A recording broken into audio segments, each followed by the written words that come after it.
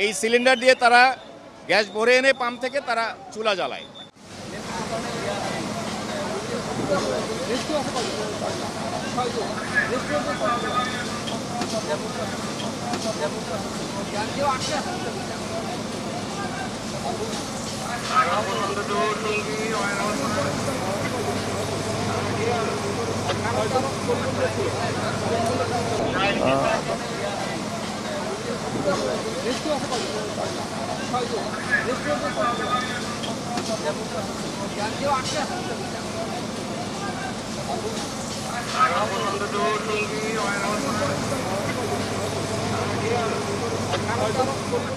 আমি অনেকদিন আগে দেখতেছিলাম এই রেস্টুরেন্টের সামনে সিএনজি সিলিন্ডার রাখা, যেই ছবিগুলো আমি তুলে রাখছি, যে সিএনজি সিলিন্ডার দিয়ে তারা গ্যাস পাম্প থেকে এনে এটা দিয়ে তারা চুলায় রান্না করে।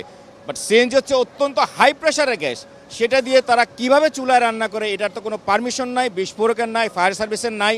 তো এই যে অবৈধভাবে তারা এই চুলা রান্না করতেছে এই গ্যাস দিয়ে, এটা ফায়ার সার্ভিস বিস্ফোরক কেন দেখে নাই? আমি ভাবতেছিলাম যে এখানে একটা অঘটন ঘটবে, সেই ঘটনা আজকে সত্যি হইলো। এবং আমার সামনে আরেকটা রেস্টুরেন্ট আছে, তারাও এই সিএনজি সিলিন্ডার দিয়ে গ্যাস রিডিউস করে তারা চুলা জ্বালাচ্ছে, যেটা সারা দেশে হয়তো অনেক জায়গায় আছে। এটা আমি মনে করি রাষ্ট্রের কঠিনভাবে দেখা হচ্ছে, নাহলে এই ধরনের ঘটনা আরও অনেক ঘটবে। আমি অপোজিটে ছিলাম, অপোজিটে আমার অফিস ছিল। আমি সকালে মর্নিংয়ে অফিসে আসছি, আমি নিচে দাঁড়িয়ে আছি, আমার সিকিউরিটির সাথে কথা বলতেছিলাম।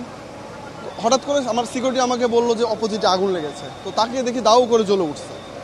তো ওইভাবে আগুনের সূত্রপাত শুরু। এটা সঠিক কোথা থেকে ধরেছে, রেস্তোরাঁ থেকে, শর্ট সার্কিট থেকে, সেটা আমি সঠিক জানি না। মানে আমি আমার চোখে শুধু দেখলাম যে আগুন জ্বলতেছে। নিচতলায় থেকে আগুনের সূত্রপাত বলে আমরা প্রাথমিক জানতে পারছি। দোতলায় বিউটি পার্লার, তিনতলায় জিম এবং চারতলা জিম, পাঁচতলা, ছয়তলা অফিস। তো বেশ কয়েকজন আপনার পার্লারের কর্মীকে নামানো হয়েছে সুস্থ অবস্থায়। ভিতরে কোনো হতাহত হয়েছে কিনা এখন পর্যন্ত জানা যায় নাই। আর আগুনের প্রকৃতপক্ষে যে সূত্র এটাও জানা যায়নি, তবে অনুমান করা হচ্ছে যে এই রেস্টুরেন্টের গ্যাস সিলিন্ডার থেকে আগুনের সূত্র হতে পারে আর কি।